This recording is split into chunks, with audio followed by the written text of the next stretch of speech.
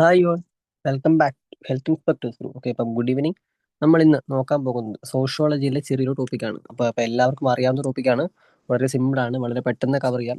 നമ്മുടെ ചുറ്റുപാടും അല്ലെങ്കിൽ നമ്മുടെ ഡെയിലി ലൈഫിൽ നമ്മൾ കാണുന്ന നമ്മുടെ ഫാമിലി, നമ്മുടെ സ്വന്തം ഫാമിലി, അതിൻ്റെ ടൈപ്സ് ഓഫ് ഫാമിലി അല്ലെങ്കിൽ functions of family as per K പാർക്കിൽ പറയുന്ന പ്രകാരമുള്ള ഫാമിലി അതിൻ്റെ ഫംഗ്ഷൻസ് മാത്രം നമുക്ക് പെട്ടെന്ന് നോക്കാം. പിന്നെ ഇത് കൂടുതൽ എലാബറേറ്റ് ചെയ്യേണ്ടതോ അല്ലെങ്കിൽ നിങ്ങൾക്ക് കൺഫ്യൂസിങ് ആവുന്നതോ അല്ലെങ്കിൽ പറഞ്ഞു തരാൻ ബുദ്ധിമുട്ടുള്ളതോ ആയിട്ടുള്ള ഒരു ടോപ്പിക്കും അല്ല. കാരണം നമ്മുടെ ഡെയിലി ലൈഫിൽ നമ്മൾ കാണുന്നതാണ് നമ്മുടെ ഫാമിലിയുടെ ടൈപ്സുകൾ, അതിൻ്റെ ഫങ്ഷൻസ്, അങ്ങനെ കുറച്ച് സിമ്പിൾ ടോപ്പിക്കുകൾ മാത്രമേ ഉള്ളൂ. അധികം സമയം കളയുന്നില്ല. 10-15 മിനിറ്റ് കൊണ്ട് നമുക്ക് പെട്ടെന്ന് ടോപ്പിക്ക് തീർക്കാം. ഓടിച്ച് നോക്കാം. ഓക്കെ, അപ്പം ടൈപ്സ് ഓഫ് ഫാമിലി എന്തൊക്കെയാണുള്ളത്? Family structures are not the same everywhere, അല്ലേ? എല്ലായിടത്തും നമ്മുടെ ഇന്ത്യയിൽ അല്ലെങ്കിൽ പോട്ടെ നമ്മുടെ കേരളത്തിലുള്ള ഒരു ഫാമിലി ടൈപ്പ് ആവില്ല ചിലപ്പോൾ നോർത്തേൺ സ്റ്റേറ്റിലേക്ക് പോകുമ്പോൾ. അല്ലെങ്കിൽ ഇന്ത്യയിലുള്ളൊരു ഫാമിലി ടൈപ്പ് അല്ലെങ്കിൽ ആ ഒരു ഓവറോൾ ആ ഒരു എന്താ പറയുക സ്ട്രക്ചർ ആവില്ല അബ്രോഡ്, അല്ലെ? യൂറോപ്യൻ രാജ്യങ്ങളിലും അല്ലെങ്കിൽ ചൈന, കൊറിയ പോലുള്ള രാജ്യങ്ങളിൽ പോലും ഇന്ത്യയിൽ കാണപ്പെടുന്ന ഒരു തരം സ്ട്രക്ചർ അല്ല കാണപ്പെടുക. അവിടെ ഡിഫറെൻ്റ് ആണ്. അതായത് പല സ്ഥലങ്ങളിലും പല രീതിയിലുള്ള ഫാമിലി സ്ട്രക്ചറാണ് ഉള്ളത്. അപ്പോൾ അതിനെ മെയിനായിട്ട് ഇൻഫ്ലുവൻസ് ചെയ്യുന്ന factors industrialisation, urbanisation and social change, അല്ലേ? പണ്ടത്തെ സിനിമകളിലൊക്കെ കൂട്ടുകുടുംബങ്ങളെ കണ്ടിട്ടുണ്ട്. മീൻസ് പണ്ടത്തെ കുഞ്ഞു കുഞ്ഞു സിനിമകളിൽ, ഏത് സിനിമകളിൽ പോലും നമ്മൾ കണ്ടുകൊണ്ടിരിക്കുന്നത് കൂട്ടുകുടുംബങ്ങളാണ്.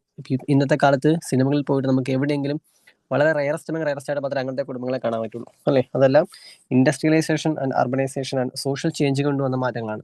അതുപോലെ മെയിൻ ടൈപ്സ് ഓഫ് ഫാമിലീസ് എന്തൊക്കെയാണ്? Nuclear family and joint family and 3 generation family. ഇത് മൂന്നും പേര് കേട്ട് ടെൻഷൻ ആവേണ്ട, നമ്മൾ ഒരുപാട് കേട്ടിട്ടുള്ള വാക്കുകളാണ്. എന്താണെന്ന് പറയുമ്പോൾ മനസ്സിലാവും. 3 ടൈപ്പ് ഉണ്ട്: nuclear family, joint family and 3 generation family. നമുക്ക് പെട്ടെന്ന് ന്യൂക്ലിയർ ഫാമിലി നോക്കിയാലോ? ഒരു വീട്ടിൽ ഹസ്ബൻഡ് ഉണ്ട്, വൈഫ് ഉണ്ട്, അവരുടെ 1-2 കുട്ടികളുണ്ട്. അവർ മാത്രമേ ആ വീട്ടിലുള്ളൂ. അല്ലെങ്കിൽ പോട്ടെ, അവർക്ക് ഒരു പെറ്റ്സ് ഉണ്ടാവും, ഒരു പൂച്ചയോ കുഞ്ഞു പട്ടിക്കുട്ടിയോ, അങ്ങനെ എന്തെങ്കിലും ഉണ്ടാവും. അപ്പം അത് ആ വീട്ടിൽ അച്ഛൻ, അമ്മ, കുട്ടികൾ അടങ്ങുന്ന ആ ഒരു കുടുംബത്തെ നമ്മൾ ന്യൂക്ലിയർ ഫാമിലി എന്ന് പറയാം. വേറെ ആരും അവരുടെ വീട്ടിലില്ല. ഈ 3 ആളുകൾ മാത്രമേ ഉണ്ടാവും. ഹസ്ബൻഡ് ഉണ്ടാവും, വൈഫ് ഉണ്ടാവും, അവരുടെ കുട്ടികളുണ്ടാവും. Members live in the same house. ഇവർ ഒരു വീട്ടിൽ താമസിക്കും. Common in modern societies, means നമ്മുടെ ഈ പുതിയ തലമുറ ഏറ്റവും കൂടുതൽ കാണപ്പെടുക ഇത്തരത്തിലുള്ള ന്യൂക്ലിയർ ഫാമിലിയാണ്. Husband wife relationship is more intimate, more responsibility on parents for child care, also called elementary family എന്ന് ഓൾസോ വിളിക്കാം.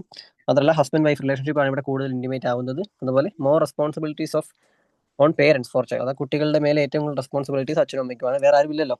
ഓക്കെ, അതുകൊണ്ടാണ് അച്ഛൻ, അമ്മ, കുട്ടികൾ മാത്രമുള്ള ഒരു കുടുംബം ന്യൂക്ലിയർ ഫാമിലി നമ്മുടെ ഏറ്റവും കൂടുതൽ നമ്മുടെ സമൂഹത്തിൽ നമ്മൾ കാണപ്പെടുന്നത് ന്യൂക്ലിയർ ഫാമിലിയാണ്. Next, features of nuclear family. എന്തൊക്കെയാണ് നമ്മളിപ്പോൾ ഈ കാണപ്പെടുന്ന ന്യൂക്ലിയർ ഫാമിലിയുടെ ഫീച്ചേഴ്സ്? എന്തൊക്കെയാണ് അവരുടെ സവിശേഷതകൾ? സ്മോൾ ഫാമിലി സൈസ് ആണ്, അല്ലേ? ഒരുപാട് ആളുകളുള്ള ഫാമിലി ഒന്നും അല്ല. ചെറിയ, ചിലപ്പോൾ 1, 2, 3 ആളുകളൊക്കെ ഉള്ള ഫാമിലി ഉണ്ടാവും. അച്ഛൻ, അമ്മ, ഒരു കുട്ടി. ന്യൂക്ലിയർ ഫാമിലി സ്മോൾ സൈസ് ഉണ്ടാവും. ഇൻഡിപെൻഡന്റ് ലിവിങ്, അല്ലേ? വേറൊരാളെ ആശ്രയിക്കേണ്ട ആവശ്യമോ വേറൊരാളെ നോക്കേണ്ട ആവശ്യമോ അല്ലെങ്കിൽ എന്തെങ്കിലും ഒരു സംശയത്തിന് വേണ്ടിയാണെങ്കിൽ പോലും മറ്റൊരു ഡിസിഷൻ ആവശ്യമില്ല. ഒരു ഇൻഡിപെൻഡന്റ് ആയിരിക്കും എല്ലാ കാര്യങ്ങളിലും. ലിമിറ്റഡ് സപ്പോർട്ട് ഫ്രം റിലേറ്റീവ്സ്, അവരുടെ ബന്ധുക്കളിൽ നിന്ന് പോലും ലിമിറ്റഡ് സപ്പോർട്ട് അവർക്ക് ഉണ്ടാവുള്ളൂ. ഇമ്പോർട്ടൻറ്റ് ഇൻ ഫാമിലി പ്ലാനിങ്ങിൽ വളരെ ഇമ്പോർട്ടൻ്റ് ആയിട്ടുള്ള ഫാമിലിയാണ്. ഓക്കെ, അപ്പോൾ ന്യൂക്ലിയർ ഫാമിലി വളരെ ഇമ്പോർട്ടൻ്റ് ആണ്. ചെറിയ ഫാമിലിയാണ്, വളരെ ഇമ്പോർട്ടൻ്റ് ആണ്. നോക്കി വെച്ചാൽ മതി. നെക്സ്റ്റ്, ജോയിന്റ് ഫാമിലി, അല്ലേ? നമ്മളിപ്പോൾ പറഞ്ഞു, പണ്ടത്തെ സിനിമകളിലൊക്കെ നമ്മൾ ഏറ്റവും കൂടുതൽ കാണുന്നത് ഇത്തരത്തിലുള്ള ജോയിന്റ് ഫാമിലിയാണ്. ഈ കാലഘട്ടത്തിൽ വളരെ റെയർ ആയിട്ട് കാണാൻ പറ്റി. Common in India and agricultural societies, അല്ലേ? പണ്ടത്തെ കാലങ്ങൾ ഏറ്റവും കൂടുതൽ കണ്ടുകൊണ്ടിരുന്നതാണ്. ഇന്ത്യയിൽ കോമൺ ആയിട്ട് കാണപ്പെടുന്ന ഒരു സംഭവമായിരുന്നു. Many married couples live together. Okay, ഒരു അച്ഛനുണ്ടാവും, അമ്മ, മീൻസ് ഒരു കുടുംബത്തിലെ മൂത്ത മുത്തച്ഛൻ അല്ലെങ്കിൽ ഒരു അപ്പൂപ്പൻ ഉണ്ടാവും, അമ്മൂമ്മ ഉണ്ടാവും, അവരുടെ മക്കൾ, അവരുടെ ഭാര്യമാർ അല്ലെങ്കിൽ ഭർത്താക്കന്മാർ, അവരുടെ ഒരു കുടുംബം, അങ്ങനെ ഒരുപാട് മാരീഡ് കപ്പിൾസ് ഒന്നിച്ച് ജീവിക്കുന്നതാണ് joint family. Includes parents, children, grandparents and relatives. Property and income are shared. അവരുടെ എല്ലാ വരുമാനങ്ങളൊക്കെ ഒരുപാട് ഷെയർ ചെയ്ത് താമസിക്കുന്ന ഒരു തരം ജോയിന്റ് ഫാമിലി. ജോയിന്റ് ഫാമിലിയുടെ ക്യാരക്ടറിസ്റ്റിക്സ് എന്തൊക്കെയാണ്? കോമൺ റെസിഡൻസ്, ഇത്ര ആളുകൾ ഒന്നിച്ചുണ്ടെങ്കിലും അവരെല്ലാം ഒരു വീട്ടിലേക്ക് താമസിക്കാം. അവർക്ക് കോമൺലി ഒരു ഫാമിലി ഇൻകം ഉണ്ടാവും. അതുപോലെ തന്നെ എക്സ്പെൻഡിച്ചറും കോമൺ ആയിരിക്കും. അതോറിറ്റി വിത്ത് സീനിയർ മെയിൽ മെമ്പർ, അല്ലേ? കൂടുതൽ ഏറ്റവും പ്രായമായിട്ടുള്ള ഒരു മെയിൽ മെമ്പർ, അല്ലെങ്കിൽ ഒരു മെയിൽ മെമ്പർ ഇല്ലാന്നുണ്ടെങ്കിൽ പോലും ഫീമെയിൽ ആയിക്കോട്ടെ, ആയിക്കോട്ടെ, കൂടുതൽ ഏറ്റവും സീനിയർ ആയിട്ടുള്ള ആളായിരിക്കും authority. Family relations more important than marital relations, അല്ലേ? അവരുടെ കല്യാണം കഴിച്ചുള്ള ബന്ധത്തേക്കാൾ കൂടുതൽ ഫാമിലി റിലേഷൻസ് ആയിരിക്കും അവർക്ക് ഇമ്പോർട്ടൻസ് കൊടുക്കുക. ജോയിന്റ് ഫാമിലിയുടെ മെറിറ്റ്സ് എന്തൊക്കെയാണ്? Okay, based idea of unity strength, അല്ലെ? ഒന്നിച്ച് നിന്നാൽ മലയും പോലും എന്ന രീതിയിലാണ് അവർ യൂണിറ്റി സ്ട്രെങ്ത് എന്ന രീതിയിലാണ് അവർ വർക്ക് ചെയ്യുക. റെസ്പോൺസിബിലിറ്റീസ്, അവരുടെ ഉത്തരവാദിത്തങ്ങൾ അവർ ഈക്വലി ഷെയർ ചെയ്യും. പ്രൊവൈഡ്സ് സെക്യൂരിറ്റി, അല്ലേ? ഇപ്പോൾ ന്യൂക്ലിയർ ഫാമിലി അച്ഛൻ, അമ്മ, കുട്ടികൾ എന്ന് പറഞ്ഞു. അച്ഛൻ ഒരു മാസത്തേക്ക് അല്ലെങ്കിൽ ഒരാഴ്ചത്തേക്ക് അവരുടെ വീട്ടിൽ നിന്ന് മാറി നിൽക്കുന്ന സാഹചര്യത്തിൽ ഒരു സെക്യൂരിറ്റി അവിടെ കുറവുണ്ട്, അല്ലേ? പക്ഷേ ജോയിന്റ് ഫാമിലി അങ്ങനെ പ്രശ്നമുണ്ട്. ഒരാൾ മാറി നിന്നാൽ പോലും ജോയിന്റ് ഫാമിലി, അവരുടെ ഇന്റർ ഫാമിലി കൂടെയുണ്ട്, ഒരു സെക്യൂരിറ്റി കൊടുക്കുന്നുണ്ട്. Old, unemployed, helpless, supports, education and marriage, അല്ലേ? പ്രായമായിട്ടുള്ള ആളുകളുണ്ടാവും, ജോലിയില്ലാത്ത ആളുകളുണ്ടാവും, സഹായം ആവശ്യമുള്ള ആളുകളുണ്ടാവും. അത്തരത്തിലുള്ള ആളുകളെല്ലാം അങ്ങോട്ടും ഇങ്ങോട്ടും സഹായിച്ചും ഹെൽപ്പ് ചെയ്തൊക്കെ ജോയിന്റ് ഫാമിലി മുന്നോട്ട് പോകണം. ജോയിന്റ് ഫാമിലി കുറച്ചും കൂടി ബെറ്റർ ആണ് എന്നും പറയുന്നു. Next 3 generation family. Members of 3 generations live together, parents, children and grand parents. നമ്മൾ ന്യൂക്ലിയർ ഫാമിലി പറഞ്ഞ പോലെ ന്യൂക്ലിയർ ഫാമിലിയിൽ അവരുടെ ഒരു മുത്തച്ഛൻ അല്ലെങ്കിൽ അപ്പൂപ്പൻ അമ്മൂമ്മ കോൺസെപ്റ്റ് എക്സ്ട്രാ വരും. 3 ജനറേഷൻ ആണെങ്കിൽ ഒന്നിച്ച് താമസിക്കുന്നു. That means 3 generation family. Common in western countries, നമ്മുടെ വെസ്റ്റേൺ രാജ്യങ്ങളിൽ ഏറ്റവും കൂടുതൽ കാണപ്പെടുന്ന ഇത്തരത്തിലുള്ള 3 ജനറേഷൻ ഫാമിലിയാണ്. Occurs due to lack of separate housing. മാറി താമസിക്കാനുള്ള ബുദ്ധിമുട്ട് കാരണം അങ്ങനെ ഒരു ബുദ്ധിമുട്ടുള്ള സാഹചര്യത്തിലാണ് 3 ജനറേഷൻ ഫാമിലി വർക്ക് ആവുക. 3 type of family: nuclear family ഉണ്ട്, ജോയിന്റ് ഫാമിലി ഉണ്ട്, and 3 generation family. Next functions of family. ഒരു കുടുംബത്തിന്റെ ഫംഗ്ഷൻസ് എന്തൊക്കെയാണ്? ഈ family performs many important social ഫംഗ്ഷൻസിൽ എന്തൊക്കെയാ? റെസിഡൻസ്, താമസിക്കുന്ന സ്ഥലം; ഡിവിഷൻ ഓഫ് ലേബർ, വീടിനുള്ളിലെ വർക്കുകൾ ഡിവൈഡ് ചെയ്യാനുള്ള സംഭവങ്ങൾ; റീപ്രൊഡക്ഷൻ ആൻഡ് ചൈൽഡ് കെയർ ഉണ്ടാവും; സോഷ്യലൈസേഷൻ; എക്കണോമിക് ഫംഗ്ഷൻസ് ഉണ്ടാവാൻ; സോഷ്യൽ കെയർ. ജസ്റ്റ് വായിച്ചു നോക്കിയാൽ മതി, ബുദ്ധിമുട്ടുള്ള കാര്യങ്ങളൊന്നുമില്ല, എല്ലാം മനസ്സിലാക്കാമല്ലോ.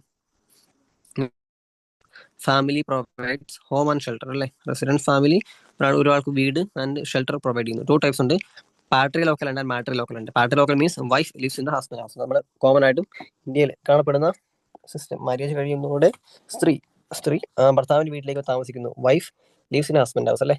പാട്രി ലോക്കൽ, അതായത് കല്യാണം കഴിയുന്നതോടെ കേരളത്തിലാണെങ്കിൽ ഇന്ത്യയിലാണെങ്കിൽ ഏറ്റവും കൂടുതൽ കാണപ്പെടുന്ന ഈ ഒരു ടെക്നിക്കാണ്. കല്യാണം കഴിയുമ്പോൾ ആ ഒരു വുമൺ അവളുടെ വീട്ടിൽ നിന്ന് മാറി ഹസ്ബൻഡിന്റെ വീട്ടിലേക്കും താമസിക്കുന്നു. Next matrilocal. Matrilocal വളരെ റെയർ ആണ്, സംഭവിക്കാറുണ്ട്. ഹസ്ബൻഡ് ഭാര്യയുടെ അടുത്തേക്ക് പോയി താമസിക്കുന്നു, ഭാര്യയുടെ വീട്ടിൽ താമസിക്കുന്നു. അതാണ് മാട്രി ലോക്കൽ. 2 ടൈപ്സ് ഉണ്ട്. Next division of labour. എങ്ങനെയാണ് ഒരു ഫാമിലിയിലെ വർക്ക് ഡിവൈഡ് ആവുക? നേരത്തെ പണ്ടത്തെ സാഹചര്യങ്ങളിലും കൂടുതലായിട്ടും മാൻ ആ കുടുംബത്തിലെ ആണ് ഏൺ ചെയ്യും അല്ലെങ്കിൽ സമ്പാദിക്കും. വുമൺ സ്ത്രീ വീട്ടിലെ കാര്യങ്ങളൊക്കെ നോക്കി ജീവിക്കുന്ന രീതിയാണ് പണ്ട്. പക്ഷെ ഇന്ന് അങ്ങനെയല്ല. റെസ്പോൺസിബിലിറ്റീസ്, അതായത് ഇപ്പം എന്താ പറയുക, ഏൺ ചെയ്യുന്ന കാര്യത്തിലും men and woman equal responsibilities ഉണ്ട്. അതുപോലെ വീട്ടിലെ കാര്യങ്ങൾ നോക്കുന്നതിലും ഫുഡ് ഉണ്ടാക്കുന്നതിലും ഹൗസ് ഹോൾഡ് കാര്യങ്ങൾ ചെയ്യുന്നതിനും ഷെയർഡ് റെസ്പോൺസിബിലിറ്റിയാണ്.